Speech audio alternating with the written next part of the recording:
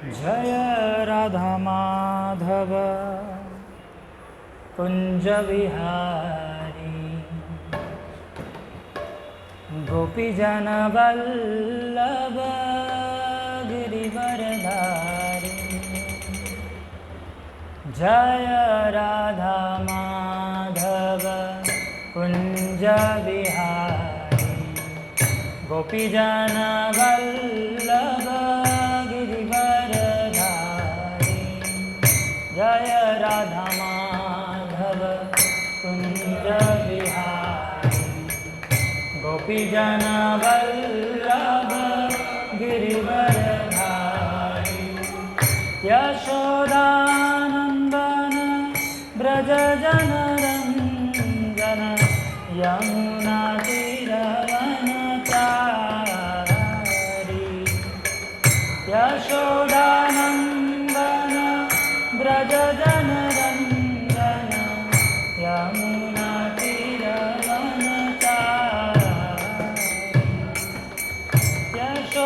यशोदानंदन ब्रज जनरंजन यमुना तीरवनचारी।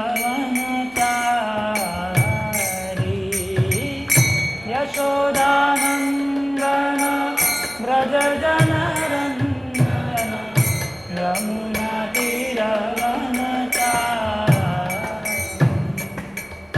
जय राधा माधव कुंज विहारी गोपीजन वल्लभ गिरिवरधारी।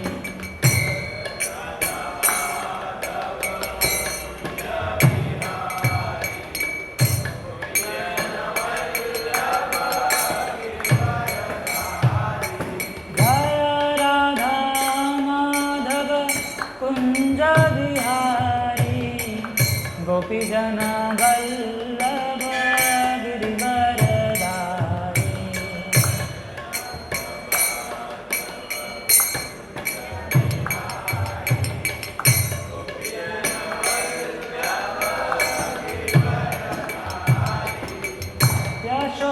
यशोदानंदन ब्रज जनरंजन यमुना तीरवनचारी।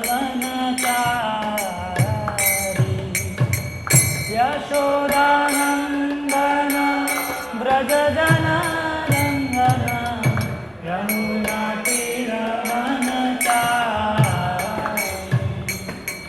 जय राधा माधव कुंज विहारी गोपीजन वल्लभ गिरिवरधारी।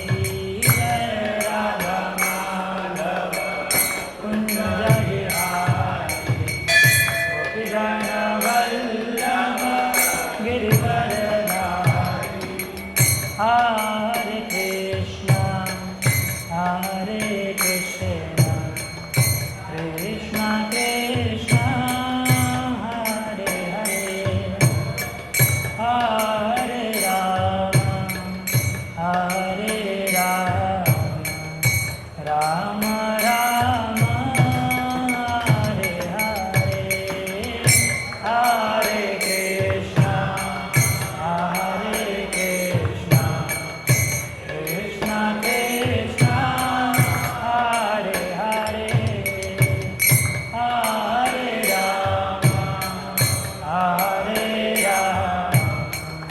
राम राम राम हरे हरे।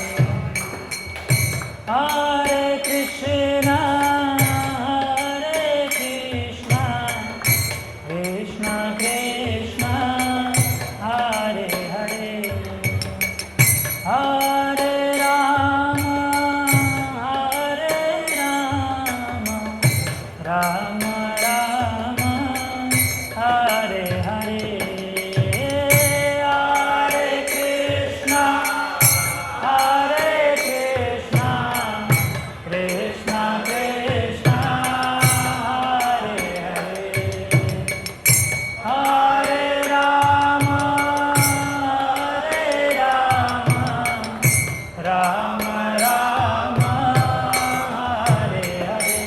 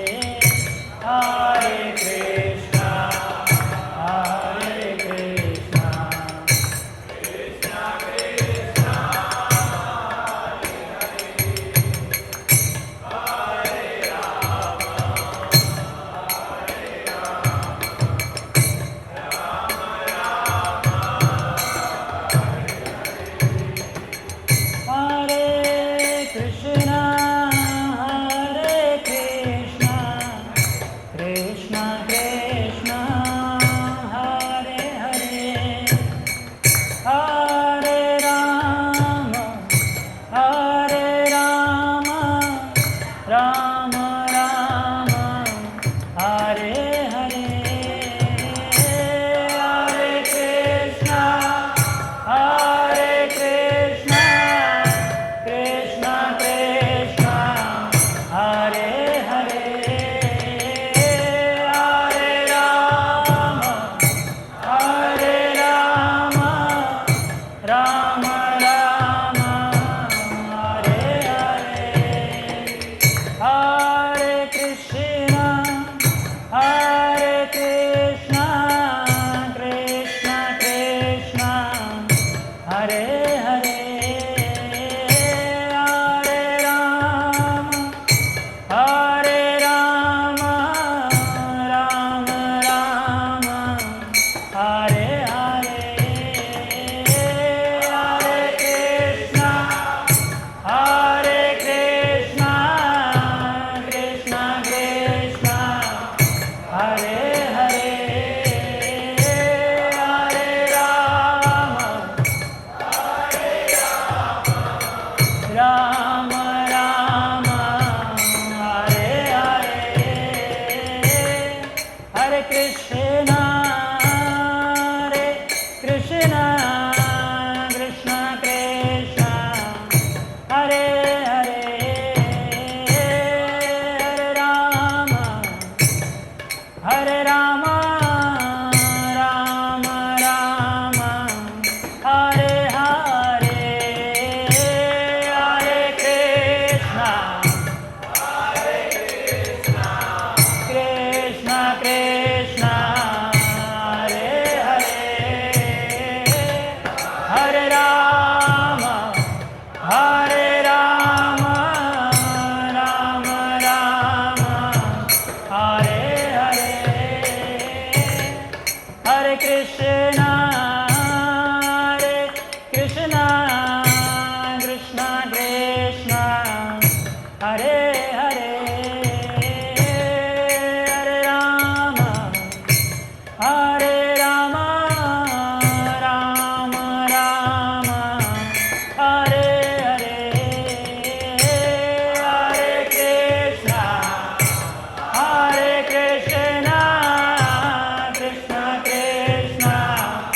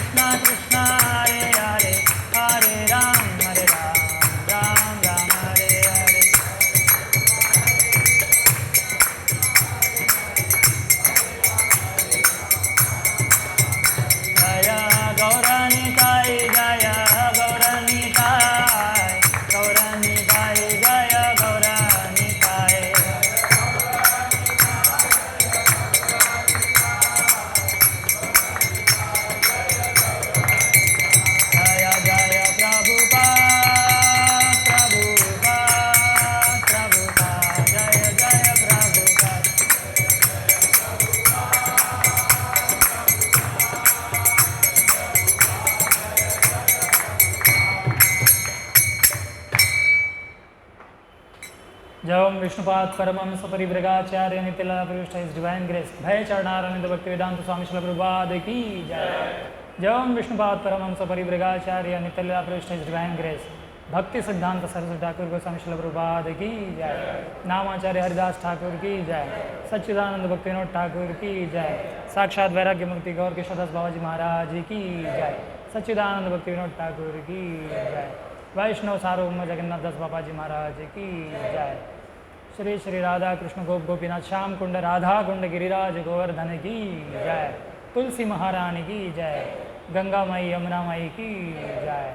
मथुरा वृंदावन धाम की जय। श्री क्षेत्र जगन्नाथपुरी धाम की जय। नवद्वीप मायापुर धाम की जय। शिला प्रभुपाद ट्रांससेंडेंटल बुक डिस्ट्रीब्यूशन प्रोग्राम की जय। शिला प्रभुपाद ट्रांससेंडेंटल प्रसाद वितरण प्रोग्राम की जय। युग धर्म हरिनाम संकीर्तन की जय। All glories to the assembled devotees, Hare Krishna. All glories to the assembled devotees, Hare Krishna. All glories to the assembled devotees, Hare Krishna. All glories to Sri Guru and Gauranga. All glories to Srila Prabhupada ki jai.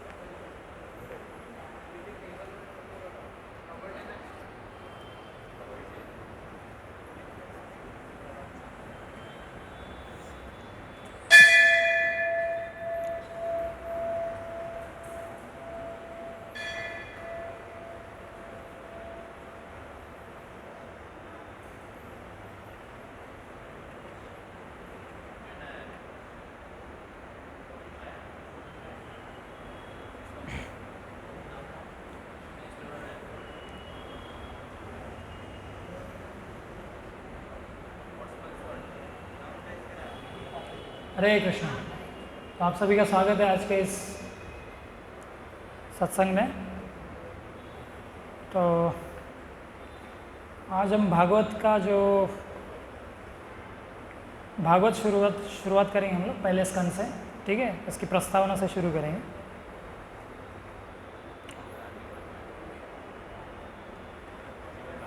आमुख पढ़ेंगे पहले। ओम नमो भगवते वासुदेवाय। ओम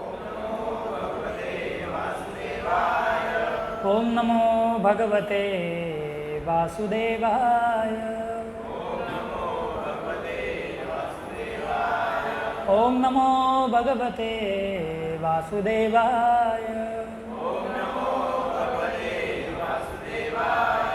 नारायणं नमस्कृत्य नरं चैव नरोत्तमं देवीं सरस्वतीं व्यासं ततो जयमुदीरयेत्। नष्टप्रायेषु भद्रेषु नित्यं भागवत सेवया भगवती उत्तमश्लोके भक्तिर्भवति नैष्टिकी। कृष्णाय वासुदेवाय देवकी नन्दनाय च नन्दगोपकुमाराय गोविन्दाय नमो नमः। वराहपीडं नटवरवपुः कर्णयो कर्णिकारं बिभ्रदवासः कनककपिशं वैजयन्तीं च मालां रन्ध्रां वेणोरधरसुधया पुरयन् गोपवृन्दैर्वृन्दारण्यं स्वपदरमणं प्राविशद्गीतकीर्ति। अहं हरेतो बाधैकमूलदासानुदासो भविता स्म भूय मनः स्मरेता सुपतेर्गुणांस्ते गुणितवाक्कर्म करोतु काय भूतेर्महद्भिर्ययिमा पुरो विभुर्निर्मायशेते यदमुषु पुरुषः भुङ्क्ते गुणान् षोडश षोडशात्मक सोऽलङ्कृशिष्ट भगवान् वचांसि मे कथञ्चन स्मृते यस्मिन् दुष्करं सुकरं भवेत् विस्मृते विपरीतं स्यात् श्रीचैतन्यं नमामि तम् यस्य प्रसादादज्ञोऽपि सद्य सर्वज्ञतां व्रजेत् स श्रीचैतन्यदेवो मे भगवान् सम्प्रसीदतु दुर्गमे पतिमे अन्धस्य स्खलत्पादगतेर्मुहुः स्वकृपा यष्टिदानेन सन्त सन्त्वावलम्बनम्। हरे कृष्ण।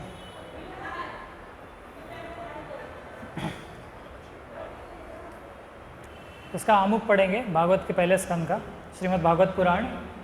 ठीक है, हमें मानव समाज की वर्तमान आवश्यकता का ज्ञान अवश्य होना चाहिए। और यह आवश्यकता क्या है? मानव समाज अब किसी देश विशेष या जाति विशेष की भौगोलिक सीमाओं से बंधा नहीं है। यह मध्य युग की अपेक्षा अधिक व्यापक है और विश्व का झुकाव अब एक राज्य या एक मानव समाज की सार्वभौम प्रवृत्ति की ओर जाता हुआ दिखता है। श्रीमद् भागवत के अनुसार आध्यात्मिक साम्यवाद के आदर्श समग्र मानव समाज पर, अथवा कहना चाहे तो न्यूनाधिक जीवात्माओं की समग्र शक्ति पर आधारित है।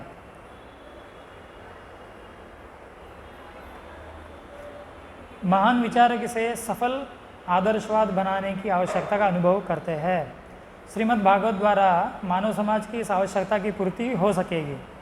अतः इसका शुभारंभ वेदांत दर्शन के सूत्र जन्माद्यस्य यतः से होता है, जिससे सामान्य हित के आदर्श की स्थापना हो सके। इस समय मानव समाज विस्मृति के अंधकार में नहीं है। इसने समग्र विश्व में भौतिक सुविधाओं, शिक्षा तथा आर्थिक विकास के क्षेत्र में तेजी से प्रगति की है, किंतु इस समाज के विराट वपु में कहीं न कहीं कुछ चुभन है, जिससे छोटी छोटी बातों पर भी व्यापक रूप से संघर्ष हो रहे हैं। अतः ऐसे दिशाबोध की आवश्यकता है जिससे सामान्य हित के लिए मानवता शांति, मैत्री तथा समृद्धि के क्षेत्रों में एक हो सके। श्रीमद् भागवत की इस आवश्यकता की पूर्ति होगी, क्योंकि यह समग्र मानव समाज के पुनः आध्यात्मिकरण हेतु एक सांस्कृतिक भेंट है। श्रीमद् भागवत का पठन पाठन विद्यालयों तथा महाविद्यालयों में भी होना चाहिए, क्योंकि महान छात्र भक्त प्रहलाद महाराज ने समाज के आसुरी स्वरूप को बदलने हेतु श्रीमद् भागवत में इसकी संस्तुति की है। कौमार आचरित प्राज्ञो धर्मान भागवतानि है, दुर्लभम मानुषम जन्म तदपि ध्रुवम अर्थदम। मानव समाज में जो विषमता व्याप्त है, उसका मूल कारण ईश्वर विहीन सभ्यता में सिद्धांतों का अभाव है। परमेश्वर अर्थात सर्वशक्तिमान विद्यमान है, जिनसे प्रत्येक वस्तु का उद्भव होता है, जिनके द्वारा सबका पालन होता है और जिनमें विश्रांति हेतु सबका विलय होता है। भौतिक विज्ञान ने सृष्टि के परम स्रोत के अन्वेषण खोज हेतु जो प्रयास किए हैं वे अपर्याप्त है, किंतु तथ्य यही है कि जो भी अस्तित्व में है, उस प्रत्येक वस्तु का एक परम स्रोत है, और इस परम स्रोत की व्याख्या सुंदर श्रीमद् भागवत के तर्कयुक्त एवं प्रामाणिक रूप से की गई है। श्रीमद् भागवतम न केवल प्रत्येक वस्तु के परम स्रोत को जानने हेतु दिव्य विज्ञान है, अभी तो ईश्वर से अपने संबंध को जानने और इस पूर्ण ज्ञान के आधार पर मानव समाज की पूर्णता के प्रति अपने कर्तव्य को पहचानने का दिव्य विज्ञान है। यह संस्कृत भाषा में ओजपूर्ण पठनीय सामग्री है, जिसका अब संस्कृत से हिंदी में विस्तृत अनुवाद किया गया है, जिससे लोग इससे सतर्क पठन मात्र से ईश्वर को भलीभांति समझ सकेंगे। यही नहीं, इसका पाठक नास्तिकों द्वारा किए जाने वाले प्रहारों से अपनी रक्षा करने हेतु पर्याप्त शिक्षित भी बन सकेगा। इसके अतिरिक्त पाठक दूसरों को भी सुनिश्चित सिद्धांत के रूप में ईश्वर को स्वीकार करने में सक्षम हो सकेगा। श्रीमद् भागवत का शुभारंभ परम स्रोत की परिभाषा से होता है। यह शिल व्यासदेव द्वारा रचे वेदांत सूत्र पर उन्हीं का प्रामाणिक भाष्य है, जो क्रमशः 9 स्कंदों में विकसित होकर भगवत साक्षात्कार की सर्वोच्च अवस्था तक पहुँचता है। दिव्य ज्ञान की इस महान कृति के अध्ययन हेतु मनुष्य में जिस एकमात्र योग्यता की आवश्यकता है, वह सावधानी के साथ एक एक पग आगे बढ़ा जाए और किसी साधारण पुस्तक के समान पढ़ने में कूद फांद न मचाई जाए, अपितु इसके अध्यायों को क्रम पूर्वक एक एक करके पढ़ा जाए। संपूर्ण पाठ इस प्रकार व्यवस्थित किया गया है कि प्रथम मूल संस्कृत पाठ, फिर संस्कृत शब्दों के पर्याय और तब अनुवाद तथा तात्पर्य दिए गए हैं, जिससे कि जब कोई प्रथम 9 स्कंदों को समाप्त कर ले तो उसे निश्चय ही भगवत साक्षात्कार हो पाएगा। इसका 10वां स्कंद प्रथम 9 स्कंदों से भिन्न है, क्योंकि इसका सीधा संबंध भगवान श्री कृष्ण की दिव्य लीलाओं से है। जब तक प्रथम 9 स्कंदों को पढ़ लिया नहीं जाता, तब तक 10वें स्कंद के प्रभावों को ग्रहण नहीं किया जा सकता। यह ग्रंथ 12 स्कंदों में पूरा हुआ है। इनमें से प्रत्येक स्कंद अपने आप में स्वतंत्र है, किंतु सबके लिए उत्तम होगा कि वे क्रमशः एक के बाद दूसरे स्कंद को छोटे छोटे टुकड़ों में पढ़ें। श्रीमद् भागवत को प्रस्तुत करते हुए मैं अपनी न्यूनताओं को स्वीकार करता हूँ, किंतु फिर भी मुझे विश्वास है कि श्रीमद् भागवत 1.5.11 के निम्नलिखित कथन के आधार पर विचारक तथा समाज के नायक इसका सम्यक स्वागत करेंगे। तद्वाग विसर्गो जनताग विप्लवो यस्मिन् प्रतिश्लोकमबद्धवती अपि नामानि अनन्तस्य यशोंकितानि यत् शृण्वन्ति गायन्ति गृणन्ति साधवः। इसके विपरीत वह साहित्य जो अनंत श्री भगवान के नाम, यश, रूप तथा लीलाओं की दिव्य महिमाओं से के वर्णनों से परिपूर्ण है, एक दिव्य रचना है जो इस विश्व की भ्रमित की गई सभ्यता के अपवित्र जीवन में क्रांति लाने के उद्देश्य से रची गई है। ऐसा दिव्य साहित्य भले ही अनियमित रूप से प्रणीत हो, किंतु उसे पवित्र एवं धर्मनिष्ठ साधुजनों के द्वारा सुना, गाया और स्वीकार किया जाता है। हरे कृष्ण। इसमें प्रभुपाद जी है भागवत की महिमा भी का वर्णन करते हैं। ये ग्रंथ कैसा है, जैसे शिला प्रभुपाद ने, जैसे श्रीमद् भागवत पुराण है, इसमें कितने श्लोक हैं? कितने श्लोक है श्रीमद् भागवत पुराण में? हाँ, 18,000 है ना। याद रखिए कितने श्लोक है? 18,000 है ना। गीता में कितने श्लोक है? हाँ, 7,700। और भागवत श्लोक जो है कितने खंडों में है, कितने स्कंदों में है? 12 स्कंद है ना। तो जो पहला स्कंद है, ये पहला स्कंद क्या है? जैसे भागवत के 12 स्कंदों की तुलना भगवान के अलग अलग अंगों से की गई है। हम जब दर्शन लेते हैं भगवान कृष्ण का, कहाँ से शुरू करते हैं? हाँ, चरणों से। तो पहला स्कंद है भगवान के चरण है ना। पहले दो स्कंद भगवान के 2 चरण कमल है ना।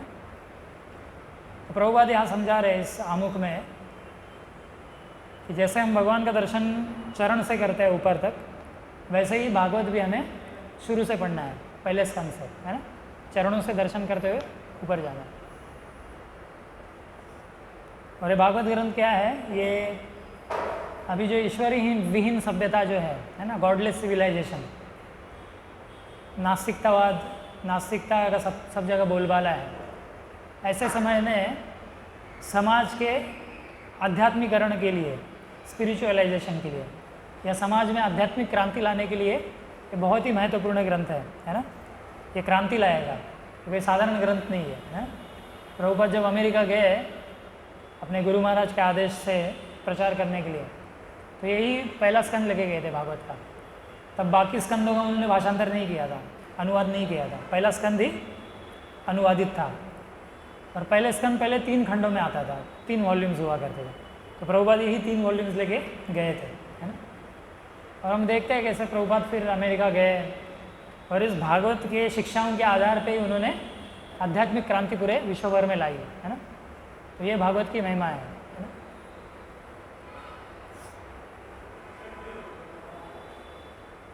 और इसके रचयिता कौन है श्रीमद् भागवत के? इसके लेखक कौन है?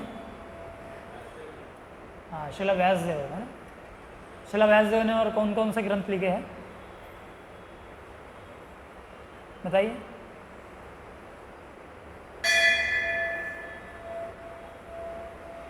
कौन कौन सा ग्रंथ लिखे व्यासदेव ने?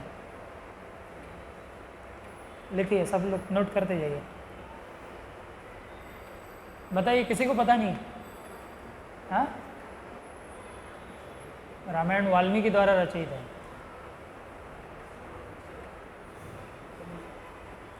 ये आज का समाज की ये हालत है आज, है ना। लोगों को कुछ पता नहीं है, सिर्फ नाम के लिए हिंदू है, सनातनी है, लेकिन ज्ञान कुछ नहीं है। हाँ, तो भागवत पुराण जो है श्रील व्यासदेव जी ने पहले तो महाभारत लिखा है ना। व्यासदेव बोलते गए और गणेश जी लिखते गए। गणेश जी विराजमान है यहाँ पे, गणेश जी सुन रहे हैं।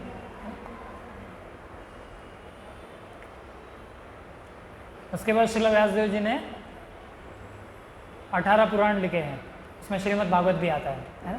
कितने पुराण, कितने हैं सनातन धर्म में? कितने पुराण हैं? 18, है ना। कितने उपनिषद है? 108 उपनिषद है, श्रील व्यासदेव ने लिखे हैं। इतने बड़े लेखक हैं और हमें पता ही नहीं है।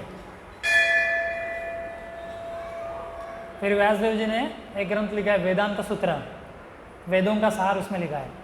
तो 4 वेदों का संकलन व्यासदेव ने किया। संकलन मतलब अलग अलग ऋषियों ने ये वेदों का ज्ञान उनको प्राप्त हुआ था भगवान की कृपा से, तो उन्होंने उसको भी एकत्रित किया, है ना। पहले एक ही वेद था, उन्होंने उसका डिवीजन किया, मतलब विभाजन किया। एक वेद को 4 वेदों में उन्होंने बांटा, है ना। इसलिए उनको बोलते हैं व्यासदेव, है ना। श्रील व्यासदेव, कृष्ण द्वैपायन व्यासदेव। व्यास होता है ना, व्यास मतलब परिधि, सरकमफरेंस। तो श्रील व्यासदेव जी ने एक वेद था उसको 4 हिस्सों में क्या किया, बांट दिया। कौन से है 4 वेद? हाँ, सामवेद है, फिर अथर्ववेद, यजुर्वेद और ऋग्वेद, 4 वेद है। और वेदों को मतलब कोई भी व्यक्ति है उसको तुरंत एक लाइन में अलग अलग जो फिलॉसफीज़ हैं या अलग अलग जो सिद्धांत है वो समझ में आए, इसके लिए उन्होंने वेदांत सूत्र लिखा।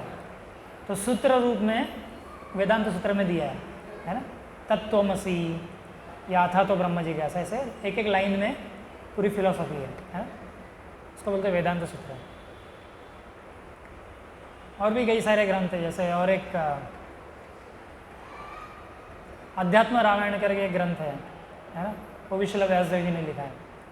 अरे समझे, ऐसे कई सारे शास्त्र हैं।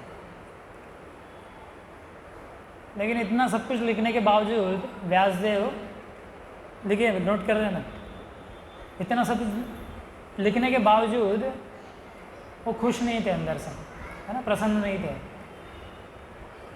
थोड़ा दुख का अनुभव हुआ उनको। तो ऐसे ही एक बार दुखी अवस्था में बैठे थे,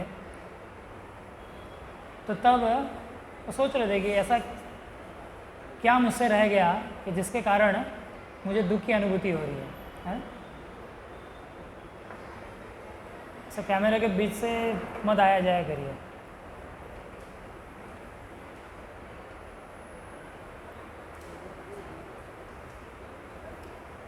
कभी भी लेक्चर चल रहा है, बीच में से जाना नहीं है, उसमें वक्ता को डिस्टर्ब होता है, श्रोताओं को भी डिस्टर्ब होता है ना।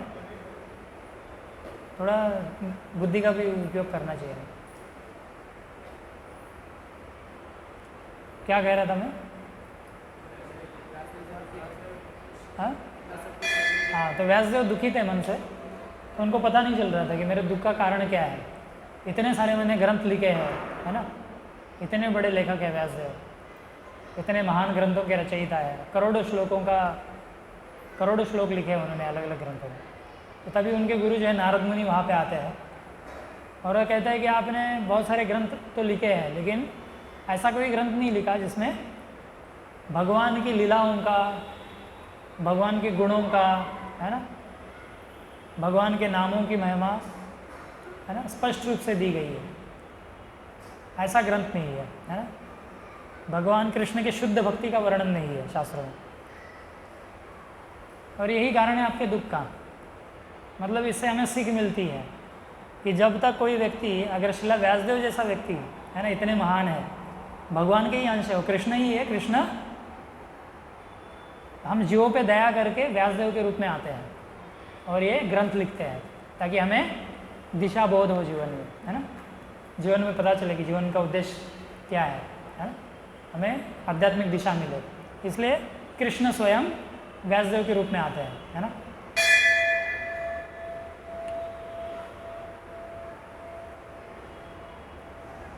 माया मुग्ध जीवेर नहीं स्वतः कृष्ण ज्ञान, अतएव कृष्ण कैल वेद पुराण। तो बोलते हैं कि हम जीवों को ज्ञान नहीं है भगवान के विषय में, है ना, तो इसीलिए भगवान कृष्ण स्वयं व्यासदेव के रूप में आते हैं और हमें ये महान ग्रंथ देते हैं, श्रीमद् भागवत पुराण। अलग अलग ग्रंथ देते हैं, लेकिन सबसे महत्वपूर्ण ये भागवत पुराण। और ये भागवत पुराण विशेष क्यों है? अभी देखिए, श्रील व्यासदेव का आखिरी ग्रंथ क्या था, कौन सा था? भागवत पुराण के पहले हाँ, वेदांत सूत्र जिसको बोलते हैं, है ना, ब्रह्म सूत्र, यह आखिरी ग्रंथ है उनका। तो ये जो भागवत पुराण है, ये वेदांत सूत्र पे ही टिका है, या उसकी व्याख्या की गई है इसमें, क्योंकि व्यासदेव को पता था कि कलयुग के जीव है, इनको वेदांत सूत्र क्या समझ में आएगा, है ना, तो तभी उन्होंने क्या किया, उसको विस्तार रूप से प्रस्तुत किया, वही भागवत पुराण है। तो जैसे वेदांत सूत्र जो है, उसकी पहली लाइन क्या है? जन्मादि अस्यत, मतलब सभी चीज़ों का इस दुनिया में जितनी भी चीज़ें हैं, सबका जन्म होता है भगवान कृष्ण से, है ना, जन्मादि अस्यत। तो भगवान सभी चीज़, भगवान गीता में भी बोले हैं ना, क्या बोलते हैं भगवान? हम सर्वस्य प्रभो मत्ता सर्वम प्रवर्तते, हम सर्वस्य प्रभो, ये सभी चीज़ों का स्रोत मैं हूँ, है ना, मत्ता सर्वम प्रवर्तते, सब चीज़ें मुझसे ही निकली है ना। इति मत्वा भजन्ते माम, और जो व्यक्ति ये जानता है, इति मत्वा, जो ये जानता है, इति मत्वा भजन्ते माम, भजन्ते माम, ये जो जान के मेरा भजन करता है, बुधा भाव समन्विता, बुधा मतलब इंटेलिजेंट, वो व्यक्ति सबसे बुद्धिमान है, भाव समन्विता, वो उसका भाव जो है, उसकी भाव भक्ति मुझ में है ना, वो व्यक्ति सबसे बुद्धिमान है। तो मेरी जो जानता है कि सभी चीज़ों का स्रोत मैं हूँ, है ना।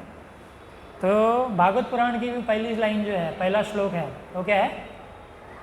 जन्मादि यस्य तन्वयादन्तरतश्चार्थेष्वभिज्ञ स्वराट्, तेने ब्रह्म हृदयादिकवये मुह्यन्ति यत्सूरयः, तेजो वारिमृदां यथा विनिमयो यत्र त्रिसर्गो मृषा, धाम्ना स्वेन सदा निरस्तकुहकं सत्यं परम धीमहि। तो ये भागवत का पहला श्लोक है ना।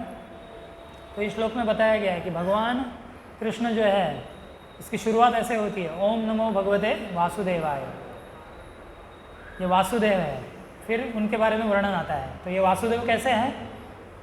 जन्मादि अस्य तन्वयादितरतश्चार्थेष्वभिज्ञ स्वराट्, तेने ब्रह्म हृदयादिकवये मुह्यन्ति यत्सूरयः, तेजो वारिमृदां यथा विनिमयो यत्र त्रिसर्गो मृषा, धाम्ना स्वेन सदा निरस्तकुहकं सत्यं परम धीमहि।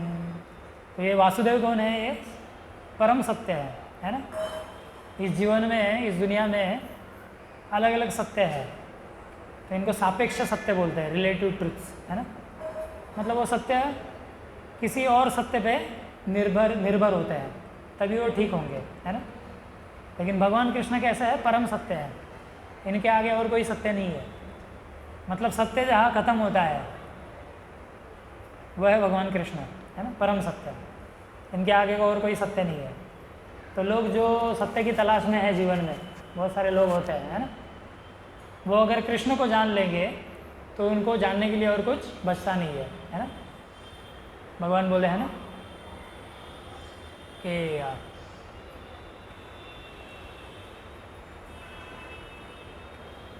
स सर्वविद भजति माम सर्वयोगेन भारत। मतलब जो कृष्ण को जानता है उसको जानने लायक और कुछ बचता नहीं है ना। क्यों ऐसा है बताइए? कोई व्यक्ति अगर कृष्ण को जानता है तो उसको जानने लायक और कुछ बचता ही नहीं है। ऐसा क्यों है? अभी अभी मैंने कुछ देर पहले बताया उसका उत्तर। हाँ,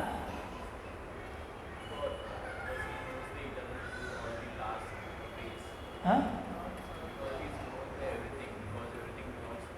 हाँ, जैसे कुछ देर पहले मैं बताया ना कि सब कुछ भगवान से ही आया है, भगवान ही सभी चीज़ों के स्रोत है। तो अगर भगवान को जान लिया तो सब चीज़ों को अपने आप जान लेते हो, है ना, क्योंकि उनसे वही स्रोत है सब चीज़ों के। जैसे फॉर एग्जांपल एक एग्जांपल देता हूँ आपको। जैसे शाम के समय जब सूरज डूबता है ना, सनसेट, तब लोग उसका बहुत आनंद लेते हैं। बहुत सुंदर दृश्य होता है ना, पूरे आकाश में लाल रंग फैलता है सब जगह, है ना, और सूर्य का गोला दिखता है अग्नि का। बहुत सुंदर दृश्य होता है ना, पहाड़ों में। तो लोग इसकी बहुत सराहना करते हैं इस दृश्य की, कितना सुंदर दृश्य है ना, जो साधारण लोग हैं। लेकिन भक्त क्या करता है? भक्त की सोच क्या होती है? भक्त की चेतना क्या होती है? हाँ, भक्त क्या सोचता है उसको देख के? हाँ, सूर्यास्त को देख के, उस सुंदर दृश्य को देख के भक्त क्या सोचता है? भक्त के मन में क्या विचार उठते हैं? हाँ, बताइए। इससे पता चलता है हम कितने भक्त हैं, है ना, हम कितने कृष्ण भावना भावित है। क्या सोचता है भक्त? हाँ, वेरी गुड। जैसे बोलते हैं ना कि कोई कलाकृति है ना, कोई कलाकृति अगर इतनी सुंदर है तो कलाकार कितना महान होगा। और तो ऐसी कई कलाकृतियाँ बना सकता है ना, समझ रहे कि नहीं? आर्टिस्ट, कोई पेंटिंग है, आप पेंटिंग देखते हो, कितनी सुंदर पेंटिंग है, बस पेंटिंग तक जो ज़्यादा बुद्धिमान लोग नहीं है वो पेंटिंग तक रुकते हैं। वो सोचते हैं बहुत सुंदर पेंटिंग है और फिर आगे बढ़ते हैं, है ना। लेकिन जो सच में बुद्धिमान व्यक्ति है वो क्या सोचेगा? ये पेंटिंग इतनी सुंदर है तो इसको बनाने वाले की कला, वो कितना बड़ा कलाकार होगा, वो तो ऐसी और कितनी सारी पेंटिंग्स बना सकता है ना। आ रहा समझ में? तो भगवान के भक्त ये सोचते हैं, ये जो सूर्यास्त इतना सुंदर दिख रहा है, ये भी एक कलाकृति है ना, पेंटिंग की तरह है। तो इसको बनाने वाला जो आर्टिस्ट है, कलाकार है, वो कितना सुंदर होगा, उसके पास कितनी दिव्य शक्तियाँ होंगी, है ना, अचिंत्य शक्तियाँ होंगी, और वो ऐसे कितनी सुंदर चीज़ों को बना सकता है ना। जैसे भगवान गीता में बोलते हैं कि यद यद विभूति मत्सत्वं श्रीमत् ऊर्जितमे भवा तत्तत् एवावगच्छत्वं मम तेजोंश संभवम। तो भगवान बोलते हैं इस दुनिया में जो जो भी सुंदर चीज़ें दिखती है आपको, चाहे वो मनुष्य हो, चाहे कोई जानवर हो सुंदर, है ना, या कोई भी दृश्य हो सुंदर, तो भगवान बोलते हैं उन सभी सुंदर चीज़ों, ये जो सभी सुंदर चीज़ें हैं वो मेरे तेज का एक अंश है, केवल स्पार्क ऑफ माई स्प्लेंडर, है ना। मतलब भगवान का तेज कितना बड़ा होगा, है ना। भगवान बोले उसका केवल एक, जैसे बड़ा अग्नि है ना, वो बड़े अग्नि में एक चिंगारी होती है, स्पार्क। भगवान बोलते हैं एक स्पार्क की तरह है, छोटा सा। मतलब और भगवान में कितना होगा, है ना। ये केवल एक नमूना है, भगवान बोलते ट्रेलर है छोटा सा। जैसे अर्जुन ने जब विश्वरूप देखा भगवान का 11वें अध्याय में, तो अर्जुन को बहुत अद्भुत चीज़ें उसमें दिखी, है ना। देखा उन्होंने कि बहुत सारे लोग हैं, है ना, दिव्य लोग हैं जो अलग अलग तरह के आभूषण पहने हुए हैं। उनके भगवान का जो विश्वरूप देखा तो उनके शरीर से अलग अलग तरह की सुगंध आ रही है, अलग अलग तरह की, अलग अलग आभूषण है ना। उन्होंने देखा अलग अलग प्रकार के तेज हैं उनके शरीर में, बहुत सारी भुजाएं हैं, बहुत सारे सर है ना, बहुत सारे पेट है, बहुत सारे चेहरे हैं। तो ये सब देख के अर्जुन पूरी तरह से क्या हो गए, डर गए हो। तो इतना सब कुछ एक ही स्थान में देखा उन्होंने, है ना। तो भगवान में सब कुछ है, सब कुछ समाहित है, भगवान में सब कुछ शामिल है ना। तो कोई व्यक्ति अगर भगवान को जानता है, सब जानता है ना। और ये जो भागवत पुराण है, ये भागवत पुराण क्या है? ब्रह्म संहितम बोला गया इसको, हाँ। इदम पुराणम भागवतम ब्रह्म संहितम। ये पुराण भागवतम क्या है? ये कृष्ण से अभिन्न है। मतलब कृष्ण और भागवत पुराण में फ़र्क नहीं है ना। जैसे आप जाते हो इस्कॉन मंदिर में, तो जैसे रासबिहारी, भगवान रासबिहारी है ना, भगवान कृष्ण की जो विग्रह है, मूर्ति नहीं बोलते उसको, विग्रह, वो विग्रह में और भगवान कृष्ण में कोई फ़र्क नहीं है। वैसे ही ये जो भागवत पुराण है, इसमें और भगवान कृष्ण में कोई फ़र्क नहीं है। तो इसीलिए जब भी हमें भागवत पुराण दिखे, भगवत गीता दिखे, हमें प्रणाम करना चाहिए। ये साक्षात कृष्ण है ना। अरे समझ में, साक्षात कृष्ण है। तो इसकी भी बहुत सारी लीलाएं हैं, कभी हम चर्चा करेंगे इसके ऊपर। तो कोई अगर रोज़ भागवत पढ़ता है या भागवत सुनता है, तो साक्षात भगवान कृष्ण के संपर्क में है वो व्यक्ति। अरे समझ में, भगवान कृष्ण उसके साथ है उस व्यक्ति के। तो इसलिए इसकी बहुत महिमा है। और बोला गया कलयुग में जो व्यक्ति अपने घर में, अभी हमारे पास भगवत गीता है, भागवत पुराण रखता है, बोला गया स्कंद पुराण में, उसके घर में भगवान नारायण, भगवान विष्णु अपने सभी पार्षदों द्वारा, नारद मुनि आदि, उस घर में वास करते हैं, है ना। इतनी महानता है इसकी। लेकिन जिसके घर में भागवत नहीं है, उसका घर कैसे है? स्मशान की तरह बोला गया। और स्मशान की तरह है, भले ही वो ओबेरॉय में हो, बड़ा फ्लैट है ना, 2 BHK 3 BHK, लेकिन बोला गया वो स्मशान की तरह है। क्यों? क्योंकि उसके घर में श्रीमद् भागवत पुराण नहीं है ना। तो इसकी इतनी महिमा है भागवत पुराण की, है ना। तो हम आज इसका आमुख पढ़े हैं, धीरे धीरे हम आगे बढ़ेंगे इसमें। तो कोई व्यक्ति वेदों के सार, वेदांत सूत्र को जानना चाहता है ना, असलियत में, वास्तविक रूप में, तो उसको चाहिए कि वो भागवत पढ़े, है ना, श्रीमद् भागवत पुराण। तो ये बहुत महान ग्रंथ है। और ये ग्रंथ कैसा है? तो ये हमारे भक्ति का पोषण करता है ना। बहुत सारे ग्रंथ जैसे है व्यासदेव जी ने लिखे हैं, लेकिन उस ग्रंथ में डायरेक्ट भक्ति नहीं है ना। अरे समझ में, डायरेक्ट भक्ति नहीं है उसमें। लेकिन भागवत में क्या डायरेक्ट भक्ति दी गई है। इसीलिए आदि शंकराचार्य जो है ना, जिन्होंने अद्वैत सिद्धांत प्रस्तुत किया, उन्होंने भागवत पर टीका नहीं की है ना। क्यों? क्योंकि इसमें टीका करने जैसा नहीं है, सब जगह भक्ति ही भक्ति है, शुरू से अंत तक भक्ति ही है ना। पहला भागवत का श्लोक है जन्मादि अस्यतम, मतलब भगवान कृष्ण से ही सब कुछ निकला है। और आखिरी श्लोक क्या है भागवत का? 18,000वां, जानते हैं? भागवत का 18,000वां श्लोक क्या है?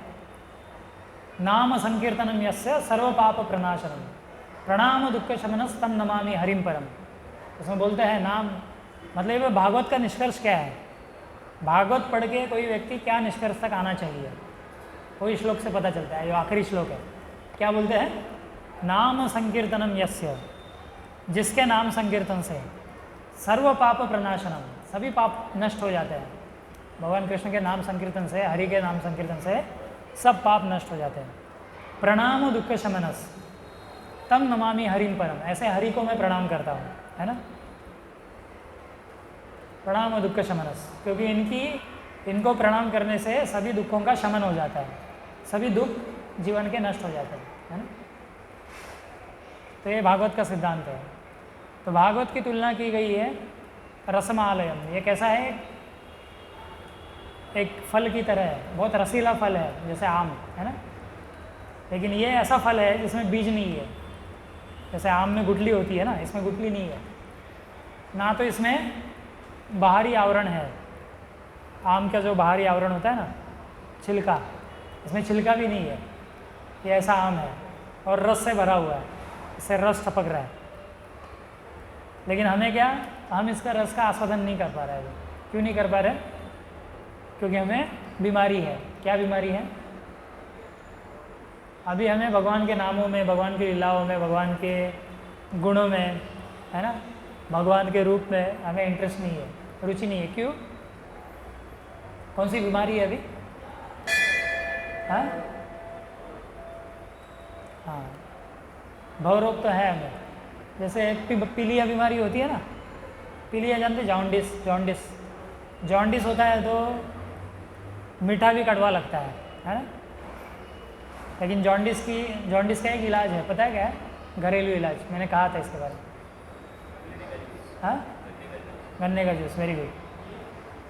तो गन्ने का जूस अगर आप 10 दिन 12 दिन पिएंगे ना, तो जॉन्डिस जो है, पीलिया, धीरे धीरे चला जाता है। तो यहाँ पे इस क्लासेस में आपको ये मेडिकल एडवाइस भी मिलती है फ्री में। तो गन्ने का जूस शुरू में जब आपकी बीमारी होती है पीलिया की, तो वो कड़वा लगता है आपको, है ना, लेकिन वो कड़वा है नहीं, है ना।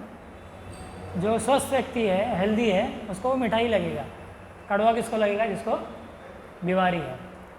तो ऐसे ही हमें बीमार अवस्था में है, तो इसलिए भगवान के नामों में रुचि नहीं है ना। भगवान के नाम तो मीठे हैं, भगवान की लीलाएँ मीठी है ना, भगवान के गुण मीठे हैं, भगवान का रूप मीठा है, लेकिन हमें वो मिठास अनुभव नहीं हो रही, महसूस नहीं हो रही, क्योंकि बीमारी है। तो इस बीमारी को ठीक कैसे किया जाए? इसके लिए जैसे पीलिया को ठीक करने के लिए गन्ने का जूस पीना होता है मीठा, वैसे ही हमारे इस भवरोग की जो बीमारी है, इसको ठीक करने के लिए औषधि क्या है? श्रीमद् भागवत पुराण। भागवत पुराण में एक श्लोक आता है, निवृत्त दर्शय रूपगीयमाना भव शतश्रोत्र मनोभिरामा क उत्तम श्लोक गुणानुवादात पुमान विरजेत विना पशुना। बोलते हैं निवृत्त दर्शय, ये भागवत पुराण जो है, इसका आस्वादन कौन करता है? व्यक्ति, तो कोई साधारण व्यक्ति नहीं करेगा, है ना। जैसे 2 तरह के पक्षी है, कौवा होता है, कौवा जानते हैं? कौवा क्या करता है? कहाँ पे बैठता है? जहाँ पे कूड़ा कचरा है वहाँ पे बैठेगा, कुछ खाएगा सड़ा हुआ, है ना, सड़ी हुई चीज़ें, है ना, जो लोग फेंकते हैं वो चीज़ें खाएगा। और दूसरा प्राणी होता है हंस। हंस जानते हैं? सुना होगा, आजकल तो दिखाई नहीं देते हंस। तो ये हंस प्राणी क्या करता है? वो दूध को, मतलब दूध और पानी मिला दिया जाए तो दूध को अलग करता है पानी से, है ना, अरे समझ में, उसमें पानी निकाल देता है तो दूध बचता है क्या? तो हंस की ये क्वालिटी होती है, हंस दूध और पानी को अलग कर सकता है ना। तो ये जो लोग हैं जो सांसारिक चीज़ों में इंटरेस्ट लेते हैं, न्यूज़पेपर पढ़ेंगे, है ना, टाइम्स ऑफ इंडिया, लोकमत, सकाळ, अलग अलग है न्यूज़पेपर, ये कैसे है? कौवे जैसे हैं। कौवा क्या है? ये सड़ी गली चीज़ों में इंटरेस्ट लेता है, रुचि लेता है, मतलब वही चीज़ें हो रही है, हर दिन कोई ना कोई मर रहा है, कहीं ना कहीं एक्सीडेंट हो रहा है, कोई ना कोई किसी ना किसी को अपनी कुर्सी छोड़नी पड़ रही है ना, कोई ना कोई टीम जीत रहा है, कोई हार रहा है, यही सड़ी गली चीज़ों में क्या रहा है? उसको रुचि ले रहे हैं, है ना, वही हो रहा है। कोई वही एक बॉल को मार रहा है, वो बॉल बाउंड्री क्रॉस करके जा रहा है, लोग तालियां बजा रहे हैं, वही हो रहा है ना। तो इन चीज़ों में जो रुचि लेता है उसको, वो कौवे जैसी उसकी मानसिकता है। उनको बोला है ये जब टीवी है या न्यूज़पेपर है या मैगज़ीन पढ़ते हैं या अलग अलग कादम्बरियाँ है ना, नॉवेल्स, जो सांसारिक विषयों की चर्चा करते हैं, ये कैसा है? कौवों का तीर्थ स्थान बोला गया ऐसा, है ना। कौवे भी तीर्थ स्थान में जाते हैं, जैसे कुछ पुण्यवान लोग हैं वो 4 धाम यात्रा करते हैं, है ना, जानते हैं ना, 4 धाम यात्रा करते हैं, तीर्थ में जाते हैं। वैसे ही कौवे लोग भी तीर्थ में जाते हैं, लेकिन कौवों का तीर्थ स्थान क्या है? ये हम नहीं कह रहे, भागवत में बोला गया है ना, सुखदेव गोस्वामी बोलते हैं कि कौवों का तीर्थ स्थान क्या है? कि जहाँ पे भगवान के विषय में चर्चा नहीं होती, है ना, कोई पॉलिटिकल डिस्कशन होता है ना, राजनीतिक वार्ताएं, या जहाँ पे अलग अलग स्पोर्ट्स के बारे में चर्चा होती है ना, और बाकी जो भी सांसारिक चीज़ें हैं, ऐसे जो स्थान है ना, फिर वो टीवी हो, न्यूज़पेपर हो या अलग अलग कॉन्फ्रेंसेस होते हैं, तो ये कैसे है? कौवों के लिए तीर्थ स्थान बोले गए, लेकिन भक्तों के लिए इसको कुकथा बोलते हैं, कुकथा, है ना।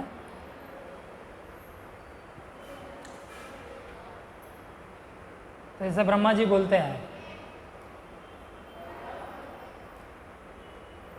यन्न व्रजन्ति अगविदो रचनानुवादात् शृण्वन्ति अन्य कथा कुकथां शृण्वन्ति अन्य विषया कुकथामतिग्नि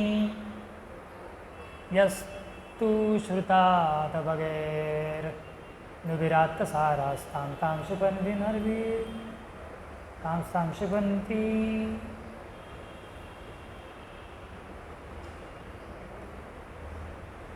तां क्षिपन्त्य शरणेषु तमासु हंत। तो इसमें ब्रह्मा जी बोलते हैं, ब्रह्मा जी ने सृष्टि बनाई है। ब्रह्मा जी का क्या मत है?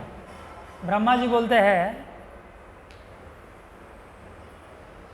यन्न व्रजंती अगविदो रचनानुवादाज। वो बोलते हैं भगवान के विषय में जो चर्चाएं नहीं है ना, मतलब भगवान के विषय में अगर चर्चाएं कोई सुनता है पढ़ता है तो उसका परिणाम क्या होगा? अगविदो, मतलब उसके पाप नष्ट हो गए सब। अग मतलब पाप है ना, सब नष्ट होंगे रचनानुवाद। लेकिन जो भगवान के विषयों को छोड़ के बाकी कथा सुनता है, बाकी चर्चाएं सुनता है, उसका परिणाम क्या होगा? मतिग्नि। मति मतलब बुद्धि, उसकी बुद्धि भ्रष्ट हो जाती है ना। और दूसरा क्या है?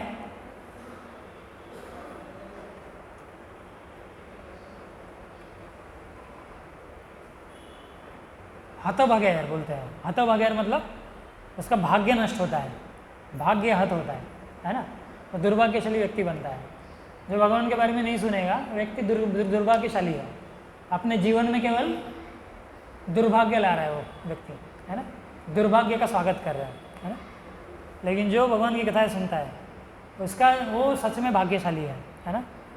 जैसे चैतन्य महाप्रभु बोले थे, जब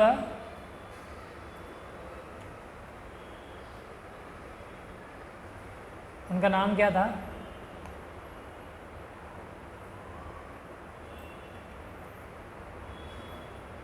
का नाम भूलिए। एक भक्त थे तो उनको कृष्ण कथा सुननी थी। तो चैतन्य महाप्रभु उनको बोले आप एक काम करो, आप रामानंद राय के पास जाओ। तो ये बहुत बड़े भक्त है कृष्ण के। तो बोले आप उनसे ये हरि कथा सुनो, है ना। और वो बोले आप बहुत भाग्यशाली हो कि आपको कृष्ण कथा सुनने में रुचि है ना। तो इस दुनिया में भाग्यशाली व्यक्ति वही है जिसको कृष्ण कथा में रुचि है। बाकी सब दुर्भाग्यशाली है ना, क्योंकि वो जन्म मृत्यु के चक्कर में पड़े रहेंगे, दुखों से कभी उबर नहीं सकते वो लोग, खुद को उबार नहीं सकते, है ना। जो कृष्ण कथा सुनने में जिसको रुचि है वही भाग्यशाली व्यक्ति है इस दुनिया में। आ रहा समझ में? जो भगवान राम के बारे में, भगवान कृष्ण के बारे में जो सुनना चाहता है, भक्ति में कौन व्यक्ति कितना उन्नत है, कितना एडवांस्ड है, कितनी प्रगति कर रहा है, इसका प्रमाण क्या है? क्या प्रमाण है इसका? उसकी भौतिक इच्छाएं कितनी कम हुई है ना। और एक प्रमाण है कि उसको कृष्ण कथा में कितनी रुचि है। जिसकी कृष्ण कथा में जितनी रुचि है वो उतना आगे है भक्ति में, क्योंकि कृष्ण कथा में जिसकी श्रद्धा है और जिसकी रुचि है उस व्यक्ति को प्रगति करने से कोई नहीं रोक सकता, है ना। उसका भगवत धाम जाना निश्चित है। भगवान कृष्ण बोले हैं गीता में, जन्म कर्म च मे दिव्यम एवं यो वेत्ति तत्वतम त्यक्त्वा देहम पुनर्जन्म नैति मामेति सोयम। भगवान बोलते हैं जो मेरे दिव्य जन्म और कर्म के बारे में सुनता है, ये भागवत पुराण क्या है? भगवान के दिव्य कर्मों के बारे में वर्णन है। तो भगवान के दिव्य कर्मों को क्या बोलते हैं? हाँ, भगवान के दिव्य कर्मों को क्या बोलते हैं? हाँ, लीला। क्या बोलते हैं? और हमारे कर्मों को क्या बोलते हैं? हमारे कर्म होते हैं, कर्म होते हैं और विकर्म होते हैं, है ना। या तो पाप करते हैं हम लोग या थोड़ा बहुत पुण्य करते हैं, तो ये कर्म ही रहेंगे, ये कभी लीला नहीं हो सकती। लेकिन जो शुद्ध भक्त है प्रभुपाद जैसे, उनके कर्म भी क्या है? वो भी लीला बोलते हैं उनको, समझ में आया? भगवान के कर्म और भगवान के शुद्ध भक्त, है ना, आचार्य है, इनके जो कर्म हैं ये कैसे होते हैं? इनको क्या बोलते हैं? हाँ, क्या बोलते हैं? लीला। सुना है कि नहीं? पहली बार सुन रहे हैं लीला शब्द। हाँ, समझ में आया कि नहीं? बताइए क्या है? तो भगवान के कर्म और भगवान के शुद्ध भक्तों के कर्म ये लीला कहलाते हैं। अगर भगवान के शुद्ध भक्त तो वो भी तो इंसान है ना, तो फिर उनके कर्मों को लीला क्यों बोलते हैं? बताइए।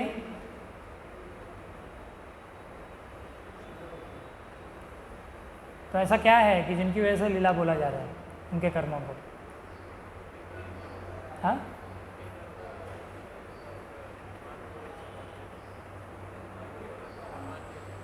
हाँ, ठीक है, उनके कर्म भगवान को समर्पित है। और इससे भी बेहतर आंसर ये होगा कि जो भगवान की इच्छा है वही शुद्ध भक्तों की भी इच्छा रहती है। आ रहा समझ में?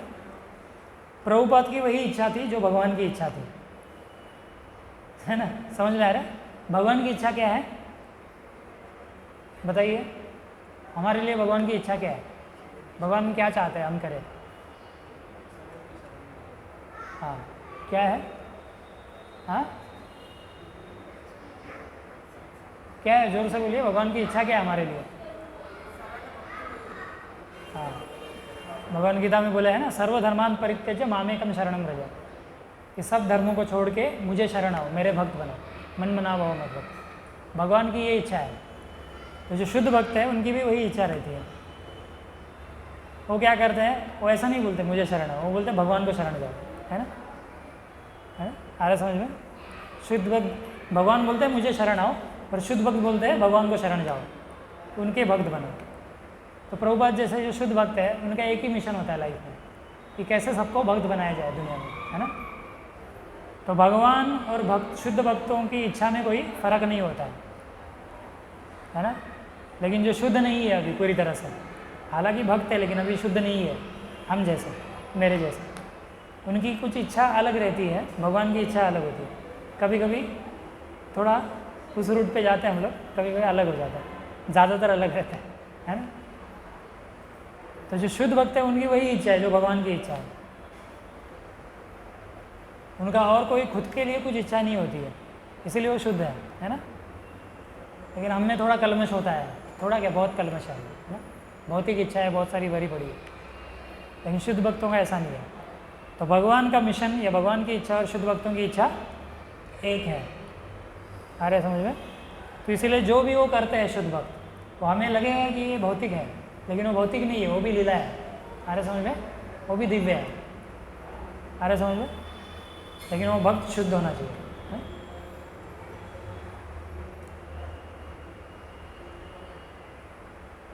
यहाँ तक कैसे आए थे हम लोग? हाँ, तो ब्रह्मा जी बोलते हैं कि भाग्यशाली व्यक्ति वो है, कोई व्यक्ति अगर भगवान की कथाएं छोड़ के और कुछ सुनता है, यहाँ वहाँ की चर्चा है, सांसारिक चर्चा है, भौतिक चर्चा है, तो उसका भाग्य नष्ट हो जाता है। आ रहा समझ में? भाग्यहीन हो जाता है, दुर्भाग्यशाली है, उसका भाग्य फूट जाता है ना? फूटा नसीब वाला, उसका नसीब फूट गया, है ना? भले वो झोपड़ी में रहता हो व्यक्ति, लेकिन उसको अगर कृष्ण कथा में रुचि है तो वो सबसे दुनिया का भाग्यशाली व्यक्ति है। आ रहा समझ में?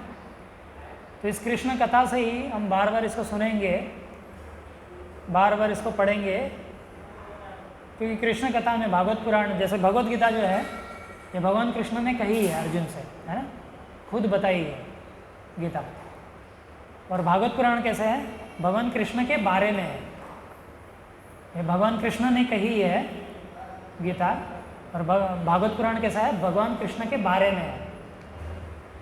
तो दोनों भगवान से संबंधित है, इसलिए भेद नहीं है दोनों। अरे समझ में? है ना? भगवान कृष्ण अपने व्यासदेव के रूप में आके खुद के बारे में बता रहे हैं भागवत पुराण में, और भगवत गीता में खुद बता रहे हैं अर्जुन को। अरे समझ में? ये फ़र्क है, लेकिन दोनों ही क्या है? कृष्ण कथा है। भगवत गीता भी कृष्ण कथा है और भागवत पुराण भी कृष्ण कथा है। लेकिन ये भागवत पुराण जो है, हमें बहुत सावधान होना चाहिए हम किससे सुन रहे हैं। भागवत पुराण हमें ऐसे व्यक्ति से सीखना चाहिए जो शुद्ध है, शिला प्रभुपाद जैसे। हम तो शिला प्रभुपाद का ये जो उच्चिष्ट है, जो प्रसाद है, उसको ग्रहण कर रहे हैं, है ना? हम कुछ नए अपने से नहीं बोल रहे हैं। जो गुरु परंपरा में जो संदेश आ रहा है प्रभुपाद जी से, है ना, उसको ही हम क्या कर रहे हैं? दोहरा रहे हैं। तो उसका उनका उच्चिष्ट हम लोग ग्रहण कर रहे हैं, है ना? और आप इसको पढ़ोगे, आप इसको समझोगे, फिर आप इसको दूसरों में बांटोगे इस उच्चिष्ट को। तो एक शुद्ध भक्त का उच्चिष्ट है, उसको हम आपको देंगे, आप दूसरों को देंगे। इस तरह से शुद्ध भक्तों का उच्छिष्ट ग्रहण करने से क्या होता है, भक्ति प्राप्त होती है ना। हम देखते हैं नारद मुनि के उदाहरण में। नारद मुनि जब बताते हैं व्यासदेव को कि वो कैसे भक्त बने, तो बताते हैं कि मैंने जो महान भक्त है ना, उनका उच्छिष्ट ग्रहण किया था, उनसे कृष्ण कथा सुनी थी, है ना। तो नारद मुनि भी कृष्ण कथा सुन के महान भक्तों का, शुद्ध भक्तों का उच्छिष्ट ग्रहण करके भक्त बने थे, है ना। तो हमें भी नारद मुनि के संप्रदाय में हम लोग हैं, तो हमें भी वही करना है ना। उसी से ही सब सिद्धि प्राप्त हो जाएगी। ओके, तो भागवत की इतनी महिमा है कि भागवत की महिमा को कोई व्यक्ति आज तक उसको संपन्न नहीं कर पाया है। बाकी व्यक्ति और कोई व्यक्ति को तो बात ही छोड़ दीजिए, साक्षात अनंत शेष जो है ना, बलराम जी, भगवान कृष्ण, भगवान विष्णु जो है अनंत शेष पे विराजमान रहता है ना। तो अनंत शेष भी अपने 1000 मुखों से भागवत का गुणगान कर रहे हैं। भागवत में भगवान के गुण, लीला, रूप, नाम, है ना, इसकी चर्चा है, तो वो भी संपन्न नहीं कर पा रहे, है ना। इतनी महिमा है इसकी, अनंत काल से गुणगान कर रहे हैं। लेकिन हम क्या कर रहे हैं, हम थोड़ा सा जो विशाल सागर है उसका एक बिंदु शिला प्रभुपाद की कृपा से आप तक, उस सागर का जो एक बिंदु है ना, एक ड्रॉप जो है वो आप तक पहुंचा रहे हैं, है ना, गुरु महाराज की कृपा से, शिला प्रभुपाद की कृपा से। तो एक ड्रॉप भी हमारे लिए काफ़ी है हमारे जीवन का उद्धार करने के लिए। पूरे सागर की ज़रूरत नहीं है हमें, है ना। हमें धीरे धीरे और इसको पीना है, इसका रसास्वादन करना है, लेकिन एक ड्रॉप से भी हम संसार के सभी दुखों से पार हो सकते हैं, है ना। एक बिंदु, केवल एक बूंद, वो बोलते हैं ना एक बूंद जिंदगी की, तो ये एक बूंद जिंदगी की है भागवत पुराण की, है ना। इससे हम हमारी शाश्वत जिंदगी, हमारे शाश्वत जीवन को प्राप्त कर पाएंगे, है ना। धन्यवाद, हम यहाँ पे विराम देंगे। हरे कृष्णा कृष्णा कृष्णा हरे हरे, हरे राम राम राम हरे हरे। ग्रंथरा श्रीमद् भागवत पुराण की जय, जगत गुरु शिला प्रभुपाद की जय।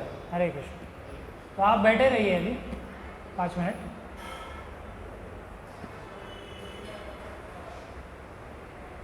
अभी कुछ लोगों का तो मुझे पता है, आप कितना माला करते हैं?